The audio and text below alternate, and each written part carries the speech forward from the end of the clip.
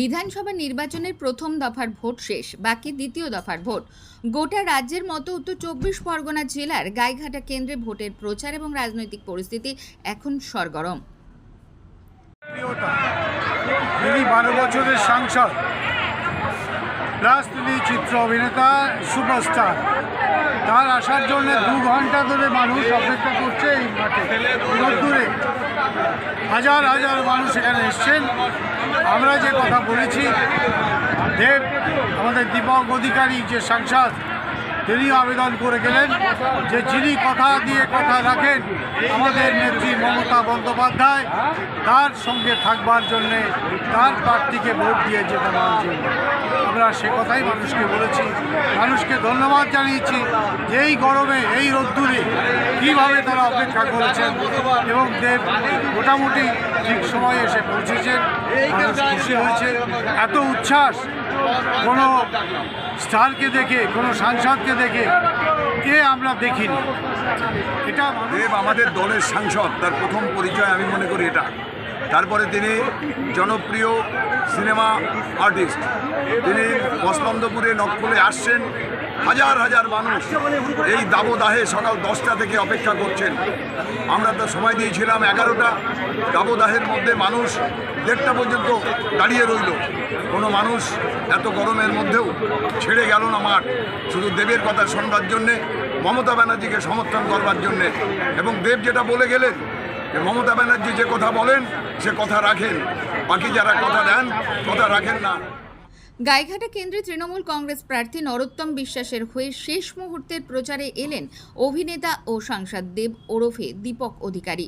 সকাল 11টার প্রখর রোদের তেজকে উপেক্ষা করে মঞ্চের সামনে দাঁড়িয়ে অগণিত দেব অনুরাগীরা।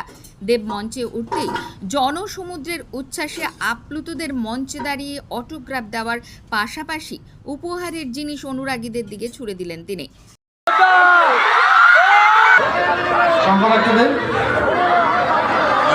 বললাম 2 মিনিট ব্যবস্থা।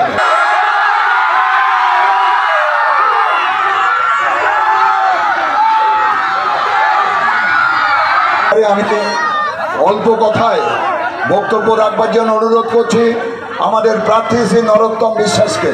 নরোত্তমদার সামনে চলে আসেন, এখানে আসেন। নরোত্তম বিশ্বাস এবার বক্তব্য রাখবেন। নমস্কার সকলকে।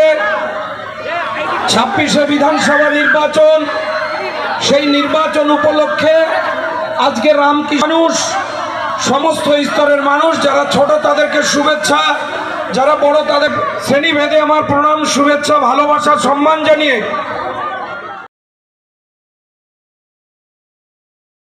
গাইঘাটা কেন্দ্রে তৃণমূল কংগ্রেসের প্রার্থী নরোত্তম বিশ্বাসের হয়ে শেষ মুহূর্তের প্রচারে এলেন অভিনেতা ও সাংসদ দেব ওরফে দীপক অধিকারী।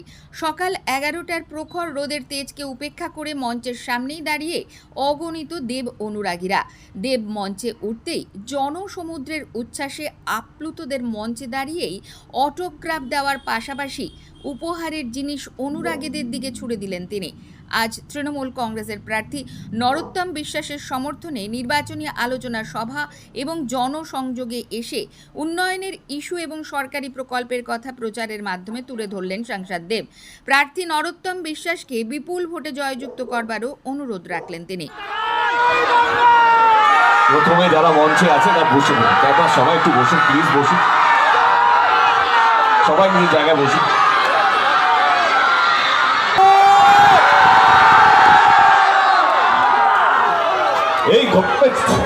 এই গরমে চিৎকার বেরোচ্ছে, ওদিকে কেমন সব ঠিকঠাক? প্রথমে হাত জোর করে সবাইকে অসংখ্য ধন্যবাদ।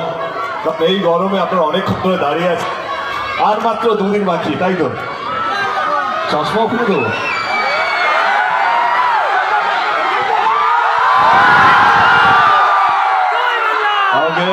হ্যাপি, খুশি।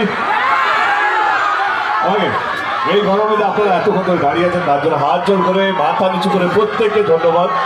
কারণ এই গরমে সত্যি মানে আমার নিজেরই শরীর খারাপ নিয়ে ঘুরছি, তা সত্ত্বেও তবুও আপনারা এতক্ষণ ধরে দাঁড়িয়ে আছেন দেখার জন্য। এই চিৎকার, এই ভালোবাসা সত্যি মন ভরে গেল।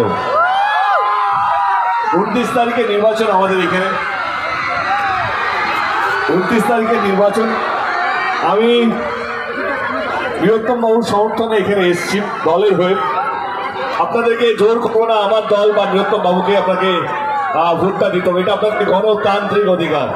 আপনারা যাকে ইচ্ছা ভোট দিতে পারেন, কিন্তু হ্যাঁ কিছু জিনিস মাথায় রাখতে হবে, কেন ভোটটা দিচ্ছেন, কোন দল আপনাদের সঙ্গে ছিল, কোন দল আপনাদের সঙ্গে আছে এবং কোন দল আপনাদের সঙ্গে থাকবে, এইটা আপনাদেরকে ভাবতে হবে। কোন দল ভোটের আগে কথা দিয়ে কথা রাখে, জেতার পর কথা রাখে, সেই দলের হাতটা শক্ত করতে হবে। আমি আজ অব্দি কোনো দলকে ছোট করে নিজের দলকে বড় করার চেষ্টাও করিনি। আমার মনে হয় দল বড় হয় তার নিজের যোগ্যতায় বড় হয়, দল বড় হয় যে কথা দিয়ে কথা তাহলে বড় হয়, দল বড় হয় তার কর্মীদের জন্য বড় হয়। এবং আমি তৃণমূল কংগ্রেসের সাংসদ গত 12 বছর ধরে। আমি আমার দলের কিছু কথা আপনাদের সামনে রাখবো, তারপর আপনারা 29 তারিখে ডিসাইড করবেন যে কাকে ভোটটা দেবেন। আমি প্রথমে বলেছি আমি কোনো দলকে ছোট করতে আসিনি, আমি আমার দলের কিছু কথা বলতে এসেছি। আমার দল আজ অবধি, আমার দল বলতে মমতা ব্যানার্জি আজ অবধি, আমাদের নেত্রী, আমাদের 3 বারের মুখ্যমন্ত্রী আজ অবধি যা যা কথা দিয়েছে বাংলার প্রত্যেকটা মানুষকে, সেই সব কথা রাখার চেষ্টা করেছে। প্রত্যেকটা মহিলা বাংলায় 500 টাকা করে পাবে, তার প্রকল্প 200টার বেশি আসন পেয়েছিল। তখন বিরোধী দল বলেছিল কি না এগুলো সম্ভব নয়, 500 টাকা করে প্রত্যেকটা মহিলা, এটা জীবনে সম্ভব হবে না। কিন্তু আপনারা বিশ্বাস করেছিলেন মমতা ব্যানার্জিকে। মমতা ব্যানার্জি লক্ষ্মীর ভান্ডার প্রকল্পটা বাস্তবিক করেছিল। যে কথা দিয়ে কথা রাখে তাকেই তো মমতা ব্যানার্জি কথা দিয়ে কথা রাখে, এটাই হচ্ছে তার ঐতিহ্য, এটাই হচ্ছে তার গুণ। চুষে কেউ থাকবেনি আস্তে আস্তে আস্তে। কন্যাশ্রীর মতন প্রকল্প, যেখানে বাংলার প্রত্যেকটা মমতা ব্যানার্জি দাঁড়িয়ে গেল স্বাস্থ্যসাথী প্রকল্পের মাধ্যমে, যেখানে এইটা তো একটা মুখ্যমন্ত্রীর কাজ, যে বাংলার মানুষকে আগলে রাখা। নন্দিনী পালের রিপোর্ট, সঙ্গম নিউজ। মন্ত্রে নয়, বিশ্বাস কণ্ঠে ও কলমে।